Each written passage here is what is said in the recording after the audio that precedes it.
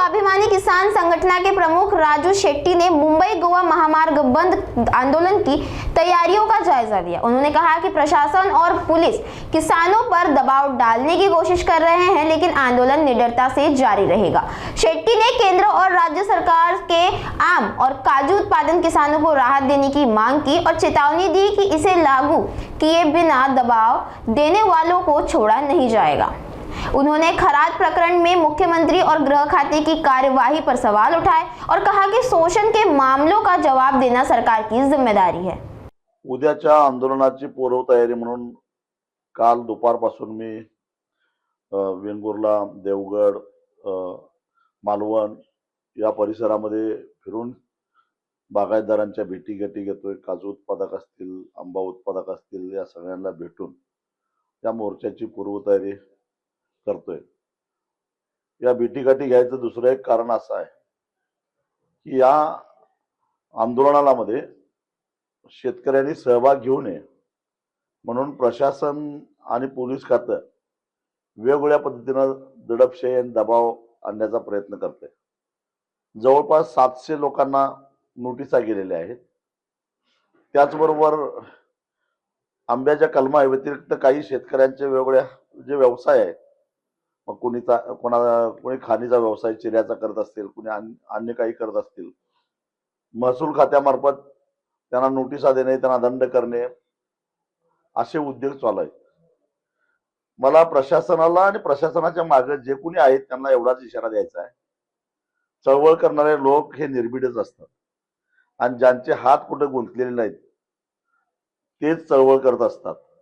तेव्हा विनाकारण चळवळ करणाऱ्यांना त्रास द्यायचा प्रयत्न केला तर तुमच्या आजूबाजूला काय लायकीची माणसं आहेत तेही जरा तपासून बघा आणि त्यांच्या मागे हात धुवून लागल्याशिवाय सोडणार नाही, एवढाच मला इशारा द्यायचा आहे।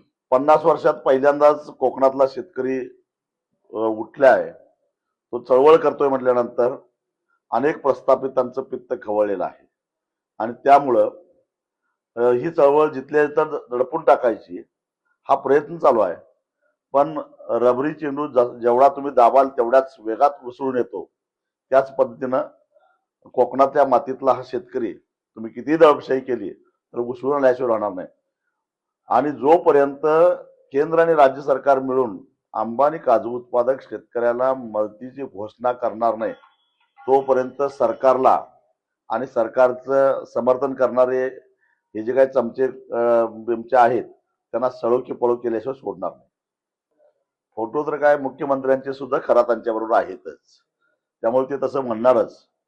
पण माझा प्रश्न मुख्यमंत्र्यांना एवढाच आहे की गृह खातं तुमच्याकडे आहे, काय घडतंय ते घडांकडा तुम्हाला माहिती असताना एवढे दिवस कारवाई त्या खरातावर का झाली नाही या प्रश्नाचं उत्तर महाराष्ट्राच्या मुख्यमंत्र्यांनी महाराष्ट्राच्या जनतेला दिलं पाहिजे।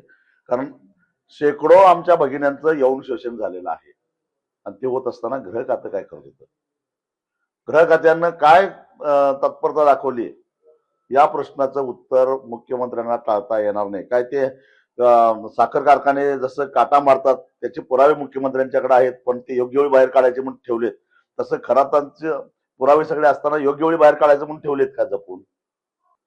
मला माहित नाही का, खरं तर हे काम आहे विरोधी पक्षाचं। हे जे जनतेच्या विरोधात मध्ये जो अन्याय होतो, जनतेला जेव्हा त्रास होतो त्यावेळी संविधानिक जबाबदारी विरोधी पक्षांची असते या सगळ्यावर आवाज उठवण्याची। पण तुम्ही म्हणताय ती गोष्ट खरी आहे, विरोधकांच्याकडून म्हणावा तेवढा आवाज उठवला जात नाही।